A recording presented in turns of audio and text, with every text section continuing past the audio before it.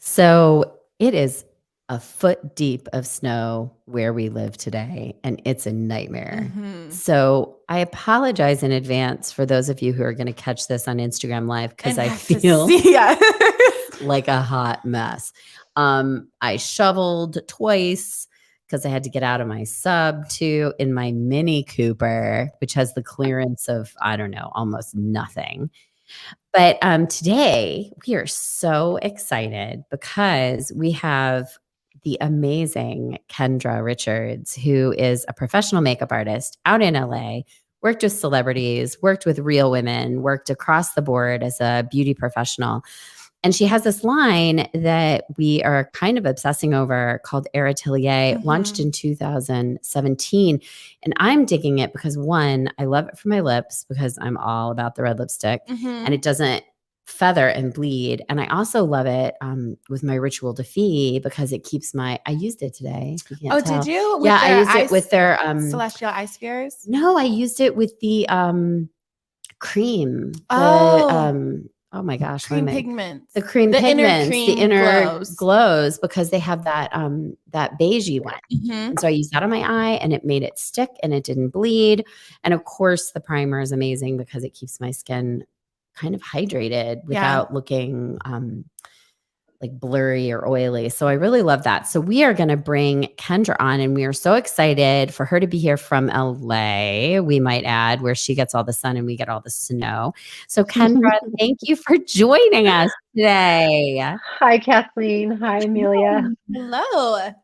Hello. So we are so excited to have you with us today. So tell us a little bit about well, first, you know what? Before we talk about the cool goodies that you have, tell us about how you got started in beauty. Wow. Okay. Way back in the previous century, true. It's really crazy to think about. Yeah. My mom had been a fashion designer in New York prior to getting married. And I knew I was artistic, but I didn't really know what I wanted to do after school. And I thought, well, I'll become a fashion designer like my mom because I didn't know what else.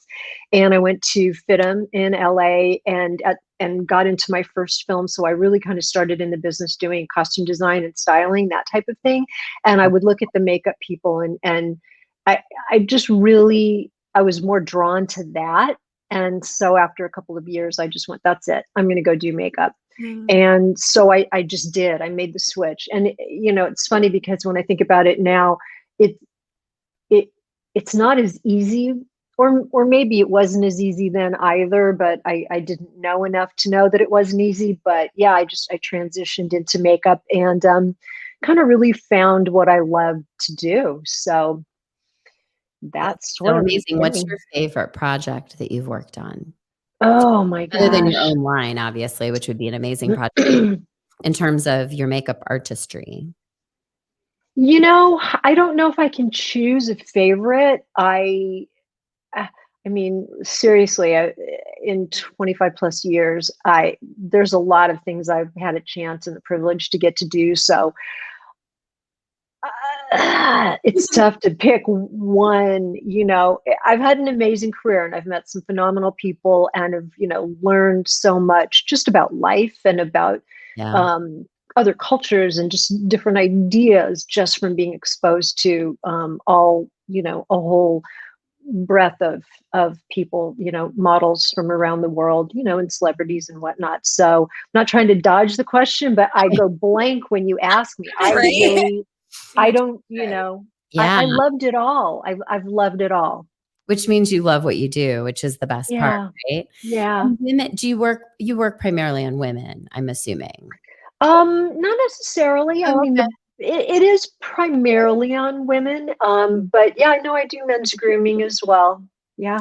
And how has high def changed for you? I mean, high def, oh my gosh, a whole new. I have a friend who's an actress who's going to come on next or later in the week, and in our next podcast. And she is a character actress, so of course for her, it's not about being pretty; it's about looking nutty. And so she's like, with high def, half the time I'm going on without almost anything on because they want me to look as natural as possible. And she goes, it's Yeah. the craziest thing because you can literally see everything, Feel which so is the naked. Yeah. antithesis of what's going on Instagram right now, where everyone is blurring every pore and line baking. and baking, right? And baking. It's so interesting because I feel like there's multiple things happening on Instagram. You definitely have your filters and your baking and that sort of segment. And I do think that there's a whole sort of the pendulum has swung as well, where there's a lot of people that are just not subscribing to that, and they are doing much more natural and showing really truly what their skin looks like and things like acne scars and various things like that. So I do think there's sort of various camps, but I know what you mean. I mean, I remember when high def first came out, and I was, as an artist, it was horrific. I felt like it was, terrifying. it was like, oh my gosh, because the truth is you have to sort. Well, first of all, you relearn your craft, and new products were developed to actually allow you to do, your work that complemented high def. Because the kind of powder that you used to use was a disaster on film, or I'm calling it film, but you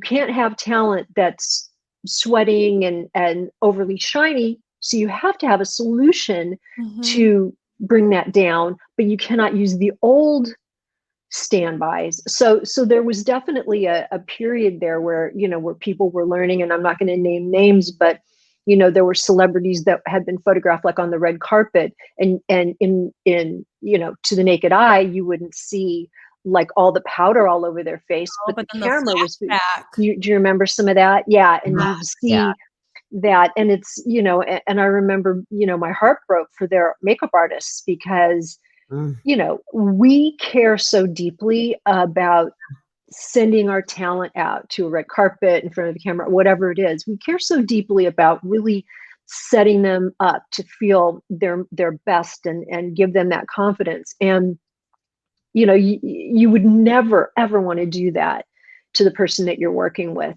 intentionally. And it would just have been I'm sure if that was me, I would have been mortified. Well, and we just died.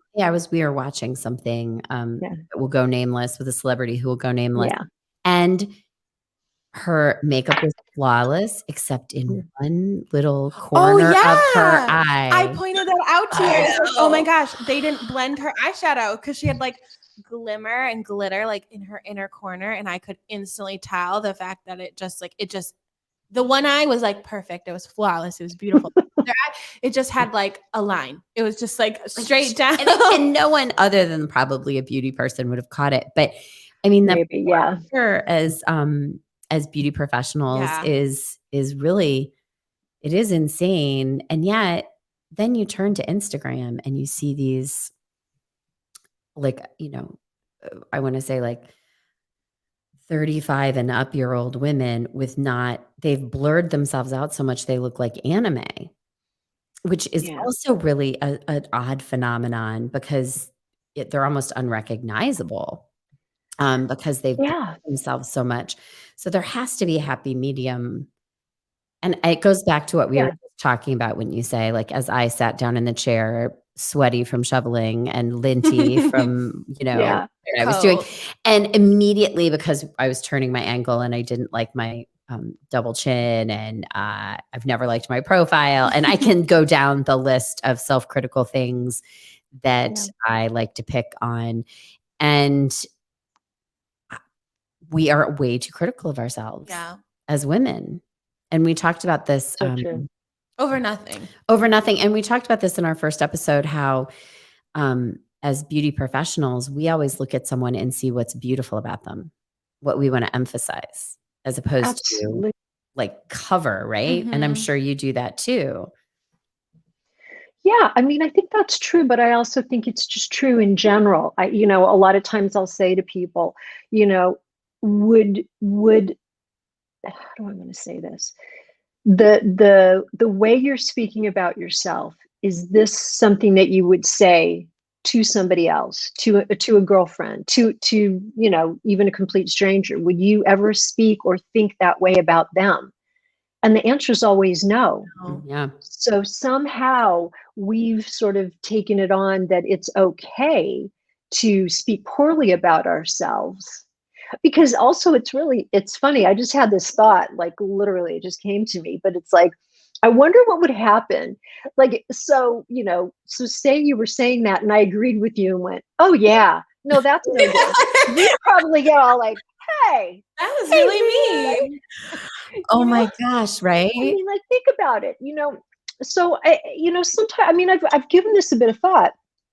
Sometimes I just wonder, are we sort of conditioned? I think a lot of times women, especially, we're conditioned to, you don't want to sound boastful. You don't want to sound prideful. Men don't seem to have that same problem. They're happy to tell you how, they're great. List off all the ways they're great. And somehow women, I don't think we're socialized to really speak about what our better points are or what we like about ourselves. And I really think that might be something that should be sort of addressed, and we should all support each other in that way, because like, I know I have a whole network of lovely, amazing friends who are super supportive, and we're so loving and kind and generous with each other. That's what you need. You need to surround yourself with that. But we also need to be as generous with ourselves as we are with other people, because I promise you, nobody's looking at you and thinking the same thing that you're thinking. It's so funny, because I hadn't liked my profile. I didn't like my nose from profile. And, over the years, I've had people compliment me on my profile, and I'm thinking, are you crazy? Right? Really? Well, that's so this side of the table was because totally. when I was getting my senior portraits done in high school, the photographer told me that this was my good side and that this is my ugly side. So well, that's not a way to say ugly. it. He said, oh.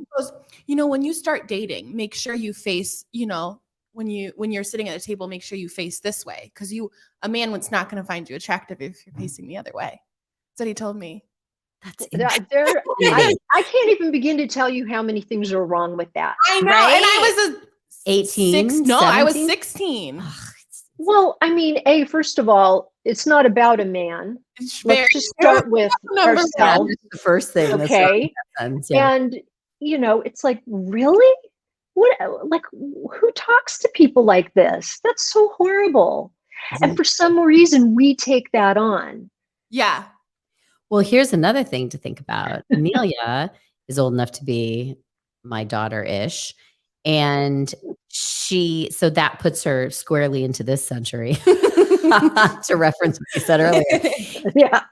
If I were saying that, there'd be a certain amount of, well, that was then, this is now. Yeah. But this is current. Mm-hmm. This is not. Yeah, this is recent. Yeah, this is not so long ago. I mean, it's longish ago for you, but not but not really that long ago compared to like if we talked about me in 16. So, that's something horrible. And it's even worse to me because this is like a professional photographer who did it. It wasn't just like some random like creepy guy at the grocery store. It was literally like somebody who's just as bad. Yes. No, I know, but this is somebody who's like you pay to interact with your teenagers, to give them the confidence to take these portraits that everyone does after high school. Right. So the fact that I'm probably not the first female he said that to. No. It was horrible. Or the last. The last. And I mean, but here's the truth. As human beings, we all have strengths and we have weaknesses. And some of us are better communicators. Some of us have a higher degree of sensitivity, and some of us have none. That guy. So yeah, I mean, you can be a professional. I think it's also interesting too. I feel like we have permission more these days to sort of stop somebody and say, hold on. No. That's not okay for you to speak to me that way. I mean, there's a way to say things. I've been in situations with talent, and they ask me, what do you think of this? You can always accentuate. I mean, why can't you just simply go, I think that this side looks really great. Yeah. Well, Leave it at that. with that in fashion, you say you were in fashion. I was in fashion for a long time as well. Yeah. And, when I'd work with people, they'd have 1,000 things going on and they'd say, well, what do you think about this? And so maybe it wasn't the most flattering, or maybe it wasn't the best for their figure, but you wouldn't say, well, you look horrible in that. You'd be like, oh, let's edit that one, or exactly. Why don't you try this one? Yeah. I'm not so sure. Let's try this one. There's always a way to say something. Yep. And, but I know. like I said, I mean, honestly, I could talk about that for an hour and still be as mad as when you first said it. Can we just chalk it up to that guy's just a bit of a knucklehead? And that's the nicest term I can use. Yeah. He's not, and pictures of just teenagers. Well, but also it's sort of like, what, look, here's life. You're going to run into people like that. So what do? You have to really find a way to create a center in yourself that doesn't allow somebody, coming at you to throw you off. I mean, yeah, it may sting for a minute or something. It'd be great to just be able to go, some snappy comment, back to him and put him in his place. But it's sort of like, I mean, I don't know. I mean, I've had some times where I've had some unkind things said to me. And I remember one in particular, somebody very close to me.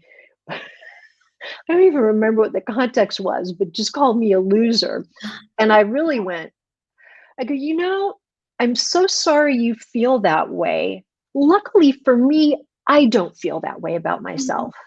I do not know where that came from, but I'm so glad that was my response. No, that is a perfect response. But it's just like, what the hell is wrong with you? Like, that isn't, like this was like a family member. It's just like, it's almost worse. It's like, I'm sorry I'm not living up to your expectations at this moment, but come on. You don't say that to people. But my point is, life is going to throw those things at you. Yeah. So it's really about being very, what am I going into? It's not Dr. Ruth. I feel like I'm going into a Dr. somebody. Dr. Kendra mode. Yeah, Dr. Kendra. But you know what I mean? Just because you have to sort of be able to deal with those kind of things that come at you in life. And do you feel like when you were thinking about, kind of doing your own product, do you feel like some of this bled into that because you wanted to solve a problem or offer a solution, or was that part of it, or how did you kind of come on that? Because it's a specific product. We should probably talk about Yeah. Like, why don't we talk about we haven't mentioned Okay, we haven't even really gotten into that, but we're chatting about it. Right, we're chatting. Girl talk. Girl talk. So Heir Atelier, we said, launched in 2017, and it's a primer line. But it's almost like an anti-primer. Yes. Right? Yeah, that's sort of a hashtag that, we came up with to really communicate, because, it's so interesting. I have a makeup primer line, and I'm not a primer fan. I am now because of what I've created, but I really created it because I'm not a fan of primers. When you kind of talk about the filters and that sort of style. When I first started playing with, and so I'll jump back a little bit in time. For me as a makeup artist, skin is the most critical first step in makeup. To me, skincare and makeup is all part of my repertoire, whatever you want to call it.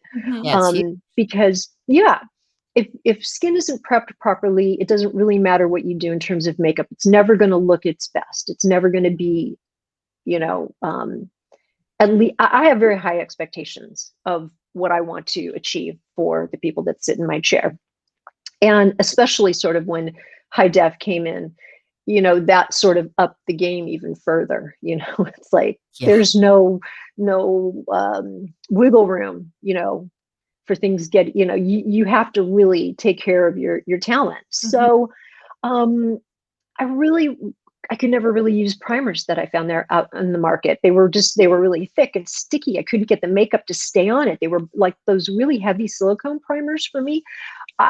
Somebody needs to teach me how to use it, because I don't I don't know how to use those They can really. also pill. Yeah. They pill. Depending Yeah. on what foundation you're using with it, Yeah. which gets into that whole Or your skincare. Whatever if you're wearing something underneath and then you put it on top, it will pill. a mess. It's just, it's a real challenge. Mhm. You know, and also I think there's a lot of things really, you know, in my mind. I want people to look like the best version of themselves. I love it when you know you know, say a woman walks into the room and everybody goes, "Oh my gosh, look how beautiful she looks." Not look how beautiful her makeup is. I don't want the focus to be her makeup. I want it to be on her, what she has to say, how she carries herself in the world, treats people, all of those things. That to me is what you want to, at least that's my ideal. I don't want it to be like, who's your makeup artist? Like Right. that's not, you know, what I'm going for. Your goal, yeah. You know, so it's like, how do you help people to look like, you know, just the most polished, best version of themselves? And I feel like it starts with skincare. And that is sort of one of the foundations with Heir Atelier. I wanted it to be skincare combined with primer ingredients. So you're really treating both things. You know, the skin will look better and then the makeup will look better and last longer if you're combining them in that way versus just kind of putting like a level of spackle over somebody's face. And, you know, with the skincare ingredients, then you're sort of plumping up the skin and hydrating and nourishing it because skin is predominantly water. That's what it wants to look its best. You want to keep that hydrated. When I say water, I'm talking hydration.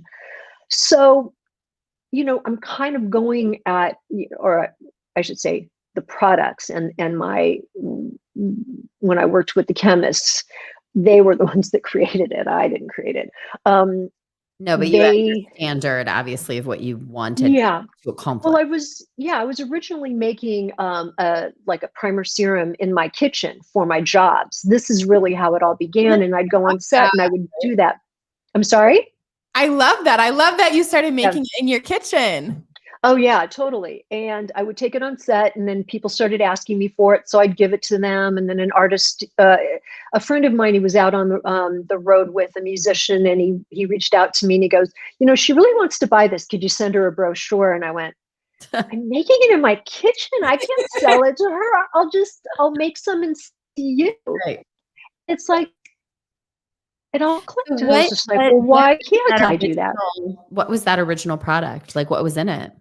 It was, well, there was squalane. So, you know, gosh, that was just the funniest thing too, because I found a lab so I bought a beaker and scales and the ingredients and I would make my recipes and I'd weigh everything out and write down what I had made.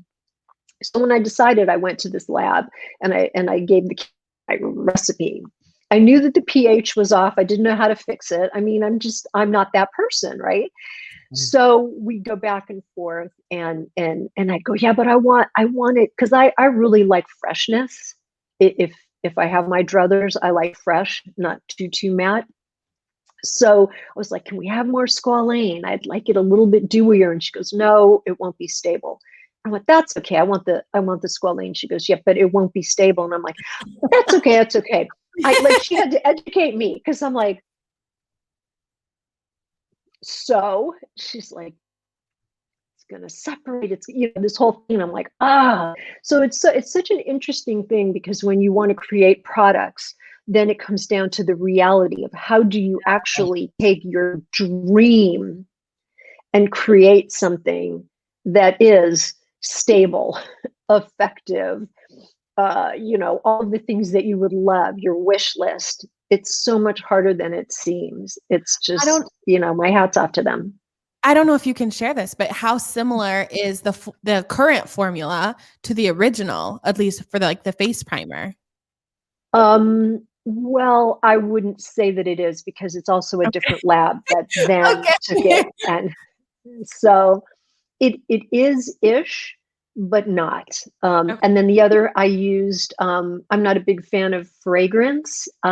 So I wanted to try to make it a spa-like sensation when you were experiencing it. And I put sweet orange and lavender. Was it lavender? Sweet orange and lavender essential oil in it. And then now this one doesn't. And I know that in the beginning, people were sort of going, what happened to the scent? I want the scent. I like that personally, that it doesn't have a fragrance to it. Well, it doesn't compete. Yeah. Which is kind of nice. It doesn't compete. And I learned the hard way that those kind of ingredients change over time. And then they start to have a scent. I was going to use a different, so yeah, you kind of learn, and it starts to change the color as well. It's like, as it turns, it starts to get a bit yellowish, which is not so appealing. Yeah. So there's a lot of reasons. I mean, the beauty and the thing that I look back now and I laugh about is I was just ignorant. I had no idea. I just was like, yeah, I'm going to go ahead and do this. And so I did, which in a way is a blessing, because I just splurged forward and did it. And then on the other side, it's like, what were you thinking?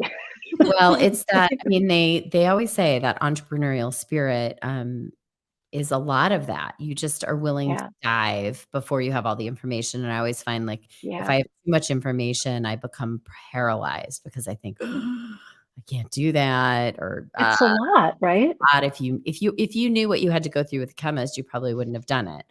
So, I mean, that's just the tip of the iceberg. I mean, the whole thing, I remember the night before we launched, I remember, that little negative voice sitting on my shoulder going, who the hell do you think you are? Right. Like, seriously? Yeah. You're just this little, like, there's huge mega beauty brands. Like, who do you think you are? And I remember I kind of just went, I just have to find out. I just have to do this. Yeah, I know. It's a big dive, but like, we love the product. So this is a great time to actually say our title sponsor is London Beauty. Love throwing that in. And that is London Beauty focuses on independent, cruelty-free, non-toxic, these great indie brands. We are talking to Kendra Richards today about her amazing independent beauty brand.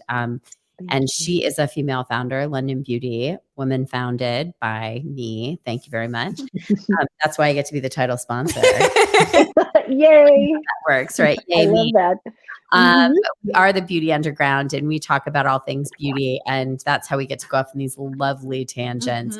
And at the end of this podcast, we always offer Easter egg of a promo code. So we'll get into that after we finish up. But and that will include Heir Atelier, which we carry at londonbeautyonline.com. And so people will be able to experience the product as well and love it as much as we do.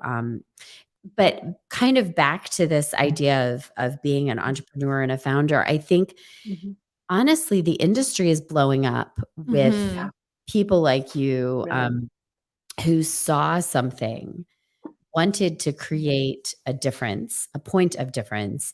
And each one of the brands that we interact with, we find that there's some backstory there of, like, it was in my kitchen, or I had this horrible rash, or I had this thing happen to me. And they literally cooked up their own solution. And I think it's amazing. And I love the story because I think the products, when you use them, are always next level. Always. Like, I love that your primer is skincare too. It feels so good as that last step in my routine. Yeah. It's amazing. Well, I mean, it has to be, because it really speaks to my experience and my expertise. Yeah. And one of the things too, it's so funny because people will say, are you going to add, color cosmetics, you're going to add other things. And it's like, no, because primer is always an add-on with other brands. It's one of the things that they carry. It's not their sole focus. Yeah. And right. I think it's important to really give it its own sort of, like, here, this is how you start. And I think there's a lot of people that just don't even really know what the difference a primer can make, a really good primer. Oh, and that's the thing, like, we carry Ritual Defee at the store. Yes. Those products. She's a friend of mine, Michelle, one of the founders. So I have to confess, little baby confession. fashion. I feel like I want to be her friend because she seems so cool. And I'm like, She I'm is. cool enough for her.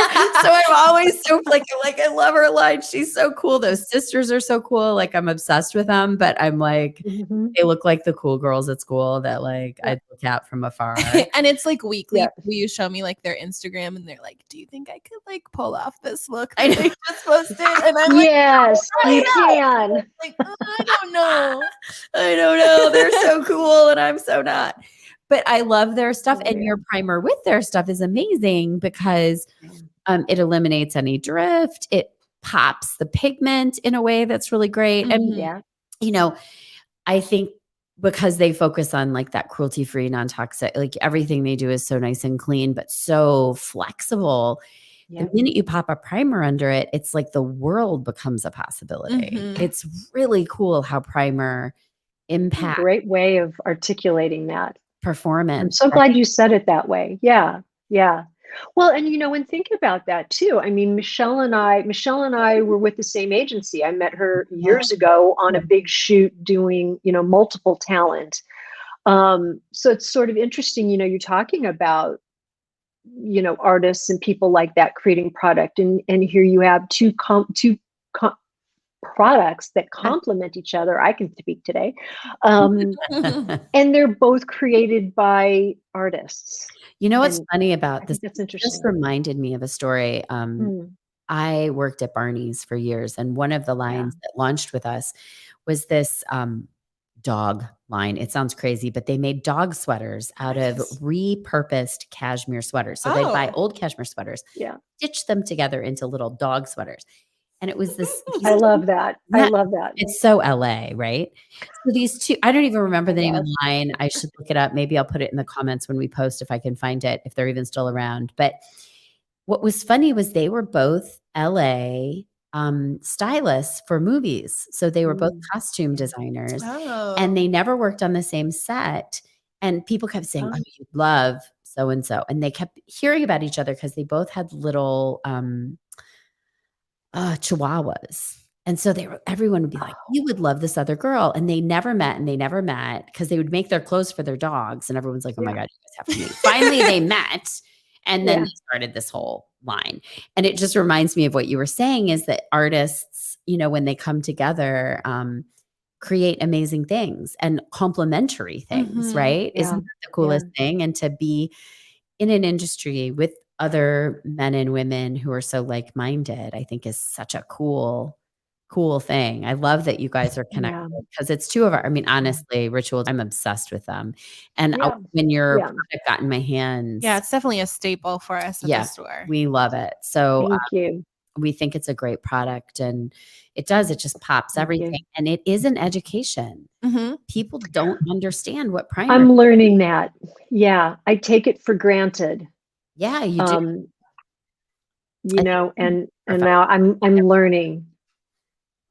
Because we have a lot of people who don't want to take the time. They think it's like superfluous. Well, and it's crazy to me because the idea of like primer actually kind of simplifies your routine. Because like today, I literally put on the primer and then I put on concealer and I'm done. Oh, I guess I put on a little blush, but then like that's all I have. And it's the easiest routine ever. Yep. Yeah. And then you don't have to really worry about it. It's there. It's that. Oh, can I tell you something, by the way? Yeah. The eye primer, if I'm not saying, but if you ever have a really stubborn pimple that may not want to accept concealer, put a little dab of that eye primer on it and it literally it locks in. I have one right now. Try it. I learned this from Daniel Martin. I don't know if you know who he is. He's the makeup artist that did Meghan Markle's wedding, and he just is a big celebrity makeup artist. He's just wonderful. And when he got his hands on Heir Atelier, that was, one of the things that he shared on Instagram. And I was like, I love that idea. That's genius. I love that idea. It's kind of that eye primer. I'm not going to lie. It's so, and it sort of speaks to to what I wanted to is to create versatile products because I don't particularly work, I don't see and gosh, I hope I don't need a legal disclaimer for this, but like I don't care about boundaries. It's like, oh, well, that's a lipstick. So I'll Right. use it as an eyeshadow, or Mhm. I'll mix it. I'll mix some of it in a foundation if I need to make something more rosy, or like whatever it is. Mhm. Like, to me, it's all just play, and just, you want to make it work. But to me, you want to have primers that are super versatile, like the face primer. You can add foundation to it and apply it in a single step, and it's a little bit more like a tint. It's a more sheer finish. You Mhm. can add a drop of oil to make it a little bit dewy if I you was want to just do gonna that, or say use it that's traditionally. my favorite thing to do is add a few drops of oil in with the face primer and then apply that because I love Yep, the good dewy glowy look. That's me too.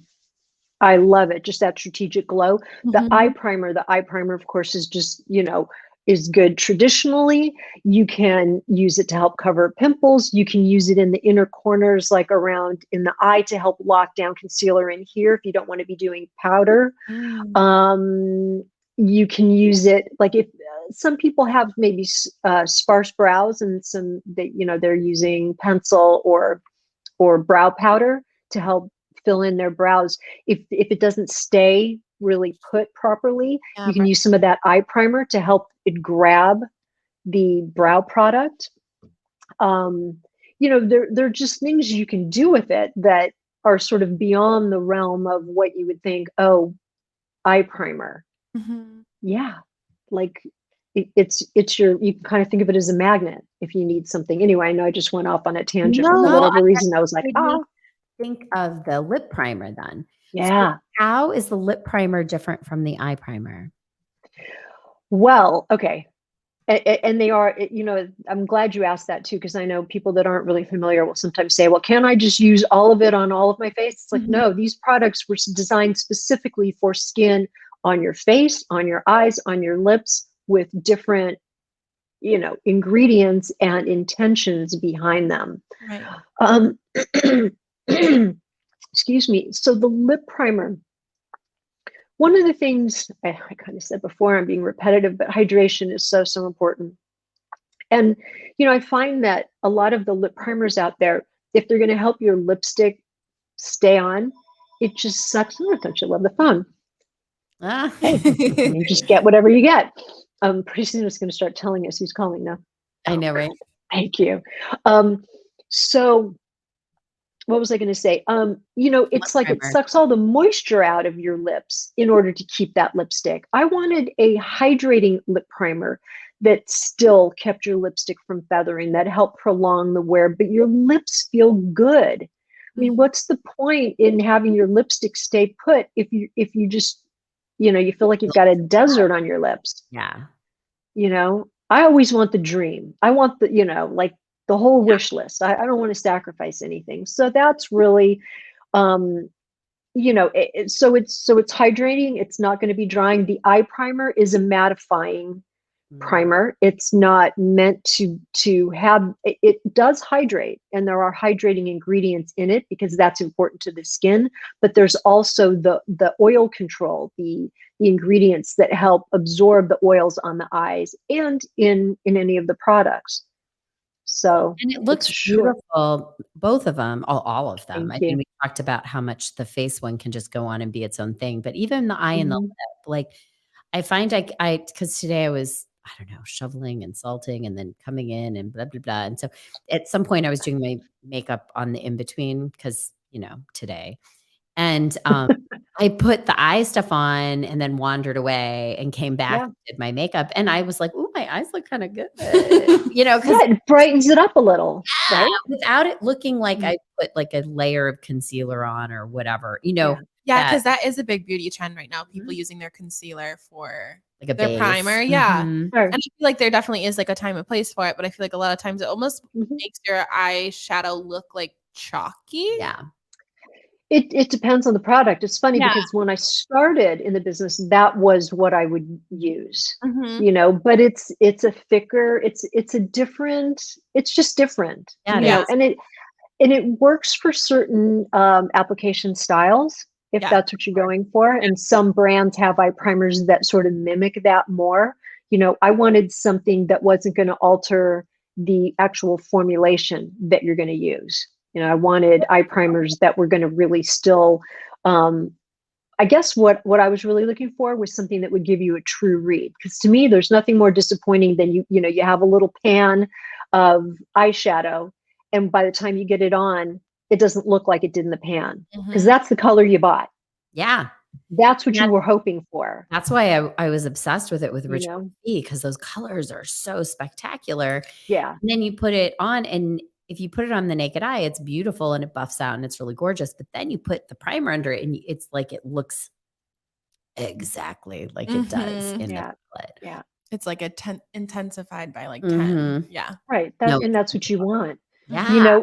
It's so interesting too, because you can also use that eye primer directly on a makeup brush and dip it into now Ritual de Fille is more cream based, right? But if you were using powders, you could dip it directly into a pan, a powder, and then apply it, and it just really gives that extra oomph to that color. So that's also another. It probably solves fallout. You probably don't get as much fallout with the powder if you do it that Absolutely. way. Yeah. Absolutely. About that. Very cool. Well, the world of primer, who knew? I know. Right? It's so awesome. I know. It's such a fun, so true. Mind blow, because I do think people think of it as an add-on or if I'm just an extra step. And I've actually heard a lot of YouTubers, because I love like the whole beauty, I don't know, click that's happening in YouTube right now. I'm into like all the drama that happens, but I feel like I've actually heard some of the YouTubers say like primer doesn't matter. It's just an extra step. It's a waste of time. It's just brands trying to get you to spend another $40-$50 on a product. Which is basically what you just said. Like it's an add-on for them. It's not the point. And so that's what we love about this is it's the point. And, you can say it.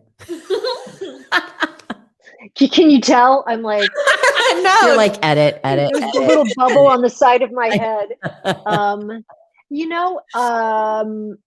I respect their opinion. I will say that it depends on the primer. Yes. And if it is look, I know a lot of pro makeup artists that aren't fans of primers because their experience with primers are of the type that I didn't like as well. And that meant my brand is a reaction to that lacking in the marketplace. So I get it.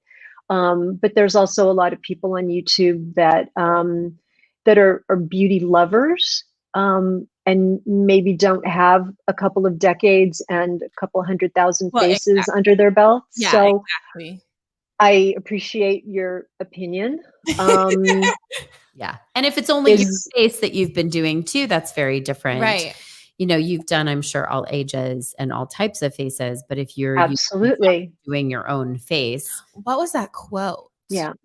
Oh, wait, we had a quote. No, you had I forget. We wanted to put it on the chalk sign once. And we thought it was not family friendly. I don't remember what went now. Don't laugh at us. We put a lot of thought into our chalkboard signs. Keep it family friendly, I guess, right? We have to. I mean, we're on Main Street. Yeah, but now I really want to know what you were going to put on. I know. Maybe we can find it and we'll send it to you in an email. Let you know our secret. Promise. Sign. Yeah. Oh no. Well, we should link in. What was our promo code? Product 15. Product? Podcast 15. Podcast 15. It's Podcast 15 is the promo that gets you 15% off when you shop londonbeautyonline.com. So it's the perfect time to try Heir Atelier. And there's the cool trio too, where you can get all 3 products in one box. And they're full-size products too. Yes. Yeah. Amazing. So you don't even have to wonder. You just put the whole kit in your cart. Like how I said that. Kit in the cart.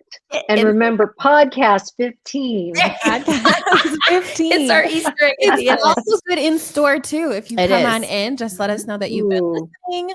And we'll give it the 15 off to you then too. Yeah, for sure. And not Nice. just on Heir Atelier, obviously, on anything, pick up some Ritual de Fille or, Elia or whatever else, some great. Shop. That's a good deal. Exactly. It is a good deal. But in the Stock up. meantime, this has been so much fun. I feel like we could go on Yeah. forever because I I know. love talking beauty and all this stuff is so amazing to me. And our mission is really to make women feel good in their own skin. And this is just one step on that journey. Obviously, if it can make you feel a little more pulled together on a snowy, crazy day, then it's for sure You deserve it. Yeah, heck yeah. So thank you so much for coming on and thank you, educating us. Kathleen. Yeah, it's been so nice. Thank you, Amelia. Great to speak with both of you guys, and thank you for listening to my stories. Oh no, it and was all of that. awesome. It was really fun. And then you'll have to send us your email back after we disclose our family friendly chalkboard signs. Your favorite people that you don't want to tell us on the air. You might tell us in an email, right? Yeah, we can share who my favorite people are. Yeah. Except I us, mean, of course. well,